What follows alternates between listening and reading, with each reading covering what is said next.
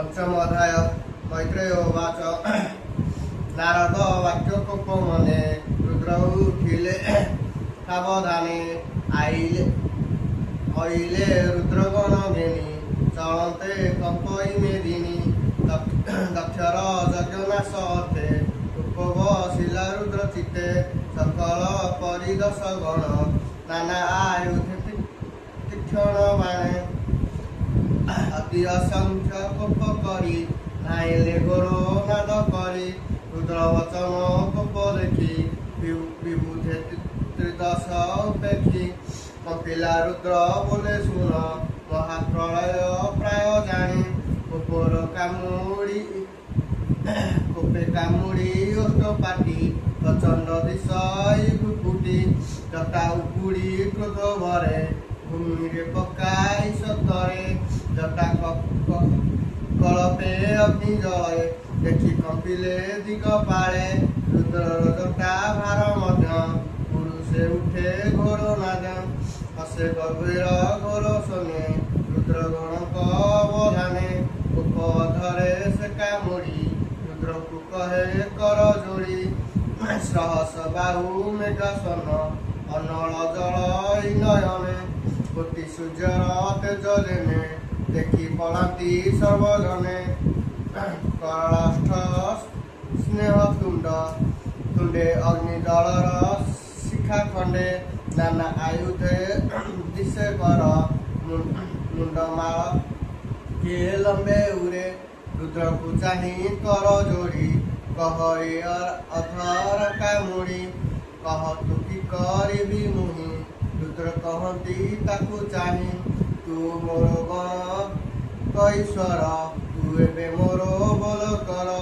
दक्षर प्राण यज्ञ संगे विनाश कर रण रंगे तू मोर वंशे आत्मरूपी सहस्र भुज शून्य व्यापी दक्षर यज्ञ नाश कर एहार प्राण वेग हर हेमंत रुद्र आग पाई कोपे कंपिला तार देही जलई अति कोप नले नमिला रुद्र पाद तले स्वभावे रुद्र आत्मा सेही तार महिमा के जानई गजई भयंकर नादे बेग धामई बेनी पादे शून्य फूलरे दक्ष करे नुपुर बाजई प्रयरे धामई बेगनु बेग रुद्र कोपे उत्तर दिगे सबदे देश दिगपुरे धूरी उड़ई पाद भये विप्र जे थिले यज्ञशाले धूଳି देखिण अंतराले उत्तर दिगे रेणु देखी उठिले सूर्य उपेक्षी उत्तर दिग पुओ नाई कहती कुआर चाही दिख दिग से घोरतम दिग नदी से रात भ्रम हेमंत देवा विप्र नारी देखती हस्ते हस्त धरी कहती किए तमे घोर विषय अति भयंकर प्रचंड बहई पवन तम आच्छादिला गगन गुरु चरण धूली नुहे कि तामसा काहू हुए আজি কি প্রলয় হইব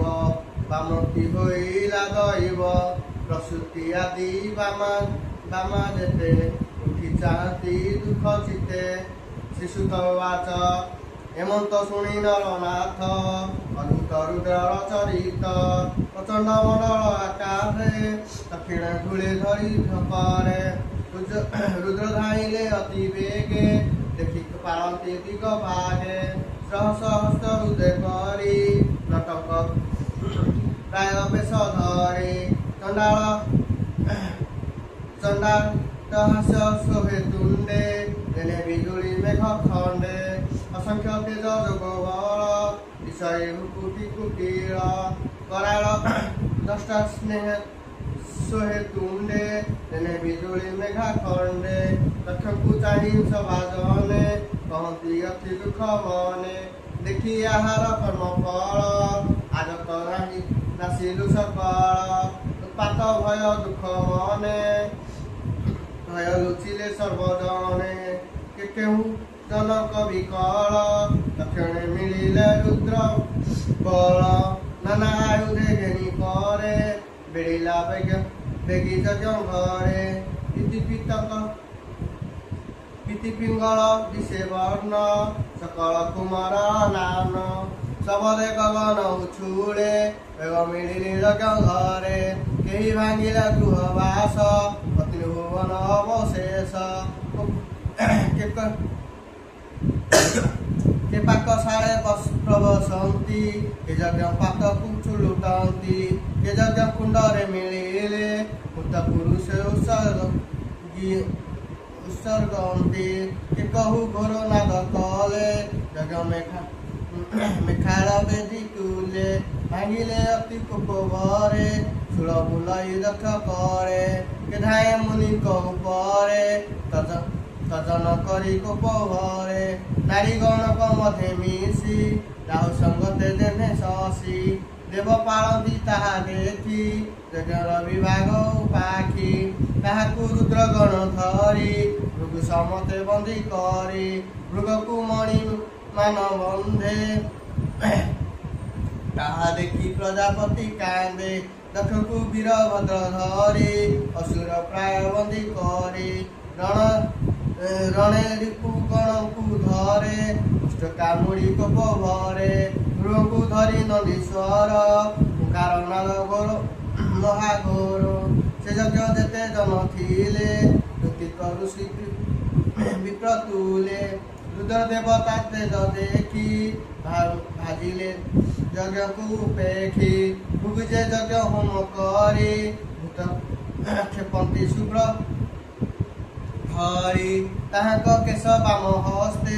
ଦୋଷ ଧରିଲେ ବିଶ୍ୱନାଥେ ତାହାଙ୍କ ଦାଢ଼ି ଦକ୍ଷ କରେ ରୁଦ୍ର ଉପରେ କୋପ ବାହାରେ ସଭାରେ ପଡ଼େ ଜନି ବଳା ଯେ ଦାଢ଼ି ଦେଖଇ କହିଲା ଉପାଡ଼ି ଭୃଗୁ ଲମ୍ବା ଦାଢ଼ି ଦକ୍ଷିଣ ଭୂମ ତଳେ ମାଡ଼ି ଚକ୍ଷୁ ଉପାଡ଼ି ଦେଲା ଲକ୍ଷ ଆଗେ ପୂର୍ବର ସାପ ବର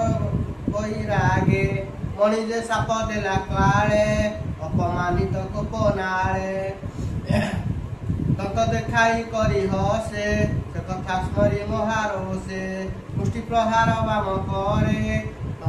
তত ধাড়িলে কোপ ভরে দক্ষর হুদ কর ভিড়ে হৃদয়ে অগার কামুড়ি ভূমিরে পাতিলে উত্থানে তার কহিব বচনে অজয় সে শরীর দেখি বিশ্বাস বিস্মিত সুধুড়ি সর অক্ষয় ভাଳି তার গতি বিস্ময় ভাই পশুপতি তীক্ষ্ণ